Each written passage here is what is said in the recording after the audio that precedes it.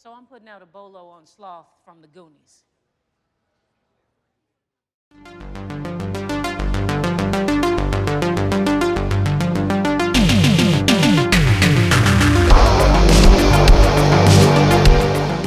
We are talking Malignant, directed by James Wan and stars Annabelle Wallis.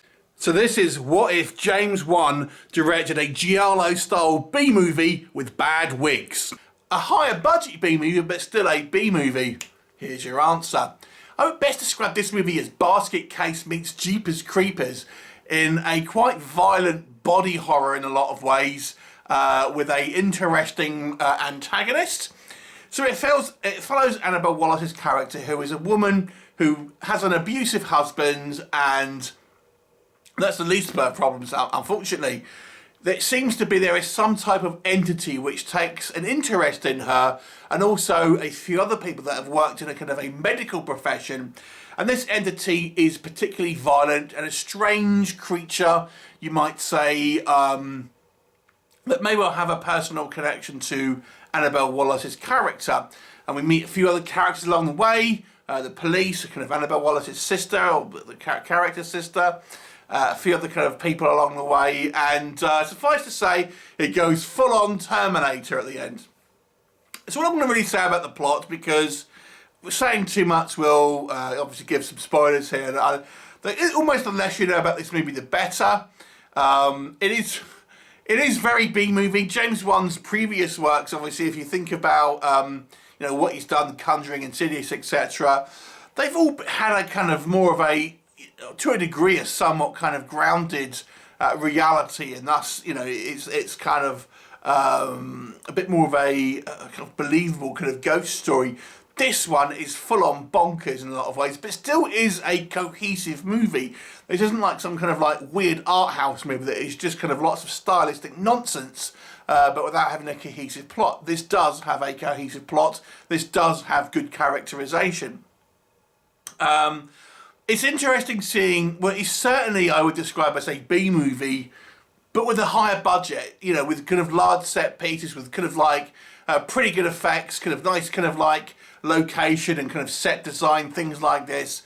You do, if you're a B-movie fan, I do feel you're in for somewhat of a treat with this movie, because it's almost like, you know, it's a full-on kind of schlocky film, but with a higher budget and high production value. And I have to say, I really, really enjoy James Wan's work, and it continues with this one. I know he's had a few forays into non-horror movies, but I do think, you know, he is really a horror modern icon at this point, and consistently making interesting movies, but not repeating himself at the same time, which I think is obviously a key element to his success. I have to say, I really enjoyed the cast. I thought everyone here did a great job in their acting, and the characterization was quite full as well. The movie also has some pretty good comedic moments. There are some genuinely funny moments here, and the characters do kind of play a little bit, you know, somewhat kind of unrealistically to a point, I will say, but nonetheless, it does benefit from having some quite good levity in the movie and some genuinely sort of funny moments. And then the third act, we're treated to full-on violence. And, you know, again, I don't want to spoil anything for you, but suffice to say, it will remind you of the Terminator and does not hold back on a full-on body count here, with some pretty kind of gruesome kind of kills and things like that. For those of you who like kind of slasher movies, it has elements of this, but also has somewhat of a mystery, somewhat of a kind of supernatural element in regards to kind of like maybe some psychic kind of powers, things like this. So yeah, there's some decent points here, I've got to say. What I don't think works is it's a little bit too silly. I mean, there are elements here that I just think it just is a little bit silly for some. The kind of like the suspension of disbelief has got to be pretty high with this movie. And again, I'm going to be careful with what I'm saying here, but our antagonist, shall we say, seems to be particularly skilled at combat, and it does not make sense how that has happened. There's real medical issues here that I don't see would be kind of like at all believable when you think about, you know, someone's kind of physiology and how things would actually work.